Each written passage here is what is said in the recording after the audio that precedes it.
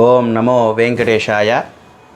నా పేరు పానింగిపల్లి శ్రీనివాసాచార్యులు, భీమవరం పట్టణం, housing board colony, Sri Padmavati సమేత వెంకటేశ్వర స్వామి వారి యొక్క సన్నిధానంలో నేటి రోజు ముక్కోటి ఏకాదశి విషయం గురించి తెలుపుచూ ఉన్నాము. ముక్కోటి ఏకాదశి ప్రతి ఏడాది కూడా 24 ఏకాదశులు వస్తాయి. సూర్యుడు ఉత్తరానికి మారే ముందు వచ్చేటువంటి ధనుర్మాస శుద్ధ ఏకాదశినే వైకుంఠ ఏకాదశి లేదా ముక్కోటి ఏకాదశి అని అంటారు. సూర్యుడు ధనుస్సు రాశిలో ప్రవేశించిన అనంతరం మకర సంక్రమణం వరకు జరిగేటి మార్గమధ్యంలో వచ్చేటువంటి ముక్కోటి ఏకాదశి వస్తుంది. ఈరోజు వైకుంఠం వాకిళ్ళు తెరుచుకుని ఉంటాయి అని, వైష్ణవాలయాల్లో గల ఉత్తర ద్వారం దగ్గర భక్తులు తెల్లవారుజామునే భగవద్ దర్శనార్థం వేచి ఉంటారు.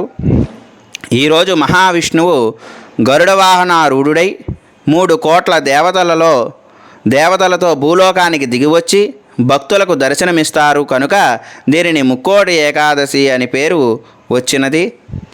ఈ ఒక్క ఏకాదశి 3 కోట్ల ఏకాదశులతో సమానమైనదని, అటువంటి పవిత్రత సంతరించుకున్నందువల్ల దీన్ని ముక్కోటి ఏకాదశి అని అంటారు.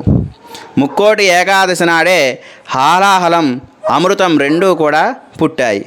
ఈ రోజునే శివుడు హాలాహలాన్ని మింగినటువంటి రోజు కూడా అని చెప్పి అంటారు. మహాభారత యుద్ధంలో భగవద్గీతను కృష్ణుడు అర్జునునికి ఇదే రోజున ఉపదేశించాడని చెప్పి విశ్వాసం ఉన్నది.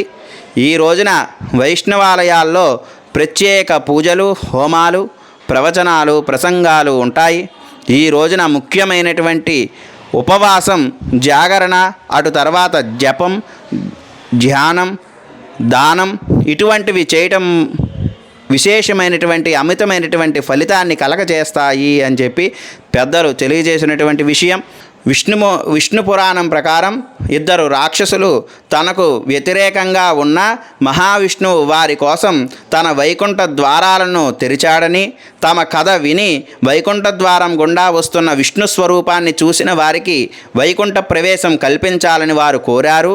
అందుచేతనే ఆ రోజును వైకుంఠ ద్వారాన్ని తలిపించే విధంగా వైష్ణవాలయాల్లో ద్వారాలను ఏర్పాటు చేస్తారు. మామూలు రోజుల్లో దేవాలయాల ఉత్తర ద్వారాలను మూసివేసి ఉంచునా కానీ ఈరోజు భక్తులు ఆ ఉత్తరద్వారం గుండా వెళ్ళి దర్శనం చేసుకుంటారు. తిరుపతిలో కూడా ఈ రోజున వైకుంఠ ద్వారం పేరిట ఉన్న ప్రత్యేక ద్వారాన్ని తెరిచి ఉంచుతారు. అలాగే పద్మపురాణం ప్రకారం విష్ణువు నుంచి ఉద్భవించిన శక్తి మురానేటి వంటి పేరుతో రాక్షసుడిని సంహరించినటువంటి రోజు వైకుంఠ ఏకాదశి. మురా అనే రాక్షసుడిని దురాగతాలు భరించలేక దేవతలు విష్ణువుని శరణు వేడగా ఆయన వాడితో తలపడి వాడిని సంహరించేందుకు ప్రత్యేకమైనటువంటి అస్త్రం కావాలని గ్రహించి బదరికాశ్రమంలోని హైమావతి గుహలోకి ప్రవేశించారు.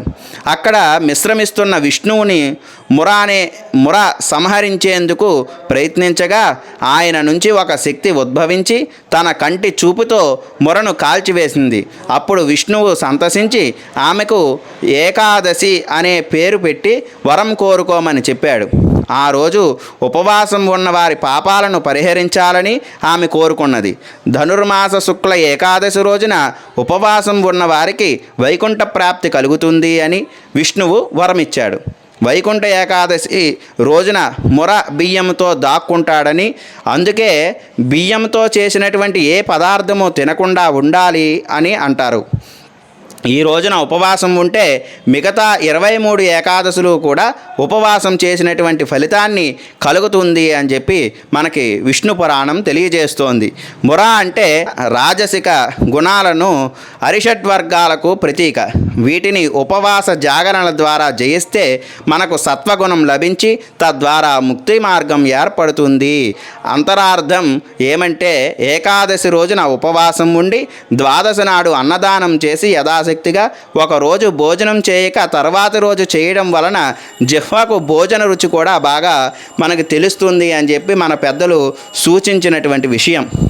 గీతోపదేశం జరిగిన రోజు కనుక భగవద్గీత పుస్తక దానం కూడా ఈరోజు ప్రత్యేకంగా చేస్తూ ఉంటారు. దానములలో భగవద్గీతను ఈ రోజున దానం చేయడం ద్వారా కూడా అమితమైనటువంటి ఫలితం మనకి కలుగుతుంది.